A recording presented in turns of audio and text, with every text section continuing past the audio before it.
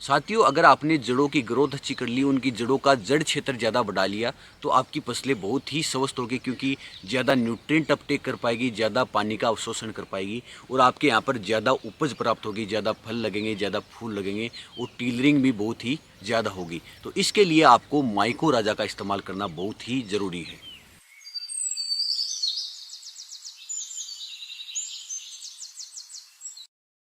नमस्कार किसान साथियों। फसलें अगर अपनी स्वस्थ होगी तो उसके अंदर रोग व कीटों का प्रकोप कम होगा, अच्छा अपने को प्रोडक्शन प्राप्त होगा, अच्छी उपज अपने को उनसे मिलेगी। और अच्छी उपज के लिए अपन उसके अंदर अच्छे खाद व टॉनिक का इस्तेमाल करते हैं, जो कि अपन मार्केट से लेकर आते हैं और फसलों के अंदर डाल देते हैं।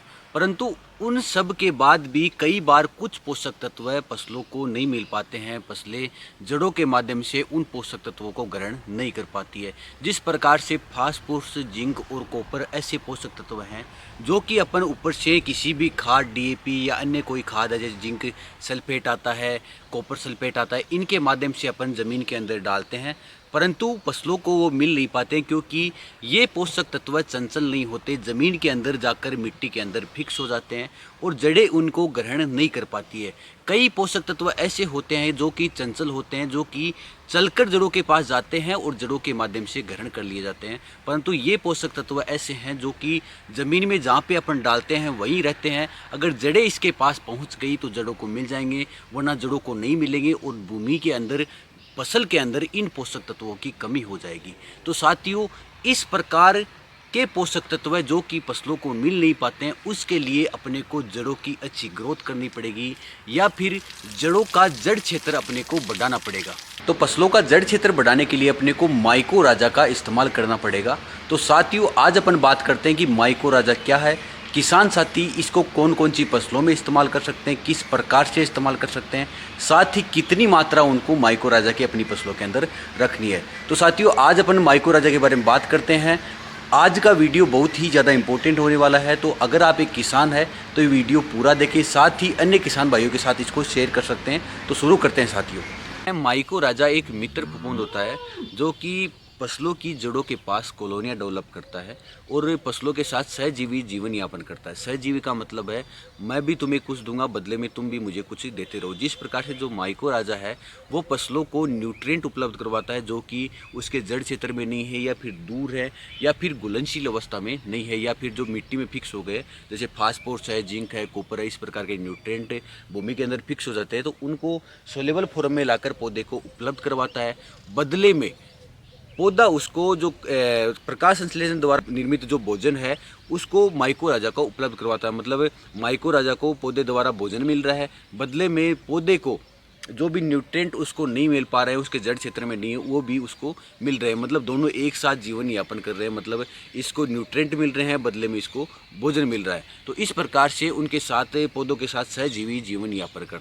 तो अब बात करते हैं कि अगर माइको राजा का अपन फसलों के अंदर इस्तेमाल करते हैं तो किसानों को क्या क्या बेनिफिट मिलेगा, क्या क्या फ़ायदा मिलेगा। साथियों, माइको राजा इस्तेमाल करने से जो भी न्यूट्रिएंट उसके जड़ क्षेत्र में नहीं है या फिर दूर हैं, जो कि पौधे को मिल नहीं पा रहे हैं, जो कि सोलेबल फॉर्म में नहीं है, तो वो न्यूट्रिएंट मिलना शुरू हो जाएंगे। इसके साथ कई बार सिंचाई की कमी होती है या बारिश नहीं होती, जैसे जो रेनफेड फसलें होती हैं जो कि बारिश पर आधारित है, उन फसलों के अंदर अगर बारिश नहीं होती है तो कई बार नमी उनसे दूर होती है या फिर नमी गहराई पर होती है, तो माइको राजा उसके जड़ क्षेत्रों को बढ़ाकर वो नमी भी उसको उपलब्ध करवाएगा। एक जो न्यूट्रिएंट उसके जड़ क्षेत्र में नहीं है वो उपलब्ध करवाएगा। इसके अलावा कई न्यूट्रिएंट फिक्स हो जाते हैं ज़मीन के अंदर, तो मतलब वो सोलेबल फॉर्म में नहीं होते हैं, पौधा उसको ग्रहण नहीं कर पाता है, तो वो भी जो न्यूट्रिएंट फिक्स हो गए उसको भी सोलेबल फॉर्म में लाकर पौधे को उपलब्ध करवाएगा। तो इस प्रकार से अगर अच्छे प्रकार से जो न्यूट्रिएंट उपलब्ध होंगे और जो भी अपन ने खाद डाले हैं, महंगे महंगे फर्टिलाइजर डाले हैं, तो उसका भी एक प्रकार से सदुपयोग हो जाएगा और उसके न्यूट्रिएंट पौधे को मिल जाएंगे। अगर न्यूट्रिएंट सही प्रकार से पौधे को मिलेंगे तो फसलें स्वस्थ होगी, उसकी जड़ों की ग्रोथ ज़्यादा होगी और फास्फोरस अधिक मिलने से तने की मोटाई ज़्यादा होगी। साथियों, एक तो तने की मोटाई होती है, एक होती है लंबाई। अगर तने की मोटाई ज़्यादा होती है तो तना मजबूत होता है और मजबूत होने के कारण तेज़ हवाओं से, आंधियों से फसलें गिरेगी नहीं और फसलों के गिरने से जो आपको नुकसान हो रहा है वो भी नहीं होगा। और फसलें स्वस्थ होने के कारण उनके अंदर फ्लावरिंग ज़्यादा होगी, टीलिंग ज़्यादा होगी और ज़्यादा फ्लावरिंग होने से ज़्यादा फ्रूटिंग होगी, ज़्यादा अनाज बनेगा और आपकी उपज भी बढ़ेगी। तो आपको अपने यहाँ पर माइको राजा इस्तेमाल ज़रूर करना चाहिए। विशेष प्रकार से आपको गेहूँ की फसलों में, मूंगफली की फसलों में या फिर दाल वर्गीय या तेल वर्गीय फसलों के अंदर आपको माइको राजा ज़रूर इस्तेमाल करना चाहिए, क्योंकि जो भी न्यूट्रेंट है वो जड़ों से दूर होते हैं, उनकी जड़ें छोटी होती है। उस कंडीशन में आप माइको राजा इस्तेमाल करेंगे तो आपको ज़्यादा बेहतर परिणाम मिलेगा, ज़्यादा जड़ों की ग्रोथ होगी और ज़्यादा फसलें न्यूट्रेंट को अपटेक कर पाएगी। तो साथियों, अब अपन बात करते हैं आपको कितनी मात्रा में इस्तेमाल करना है और कब कब आपको इस्तेमाल करना है। साथियों, माइको राजा का इस्तेमाल आप बुआई के समय भी कर सकते हैं, जो बेसल डोज अपन डालते हैं, डीएपी डालते हैं, यूरिया डालते हैं, उस समय भी कर सकते हैं, मतलब बुआई से पूर्व कर सकते हैं। जब भी जड़ों की ग्रोथ शुरू होगी तो माइको राजा अपनी ग्रोथ स्टार्ट कर देगा, अपनी कॉलोनियाँ डेवलप करना स्टार्ट कर देगा। इसके अलावा माइको राजा का इस्तेमाल आप पहली सिंचाई, दूसरी सिंचाई या तीसरी सिंचाई के समय भी कर सकते हैं। उस समय जो जड़ों की ग्रोथ है वो चरम सीमा पर होती है, तेज़ होती है, तो उस समय अगर आप इस्तेमाल करेंगे तो आपकी जड़ों की ग्रोथ ज़्यादा होगी और जड़ क्षेत्र ज़्यादा बढ़ पाएगा। और जो माइको राजा वो जड़ों के साथ बहुत अच्छी प्रकार से संबंध, जो सहजीवी संबंध है, बॉन्ड है, वो बना पाएगा। तो आपको पहली सिंचाई, दूसरी सिंचाई या तीसरी सिंचाई के समय माइको राजा इस्तेमाल अपने यहाँ पर करना चाहिए। साथियों, अब बात करते हैं कितनी मात्रा आपको अपने यहाँ पर माइको राजा की लेनी है। अगर आप अपने यहाँ पर जो बुआई के समय डाल रहे हैं तो उस समय आप 2 से 3 किलो प्रति एकड़ अपने यहाँ पर माइको राजा का इस्तेमाल कर सकते हैं।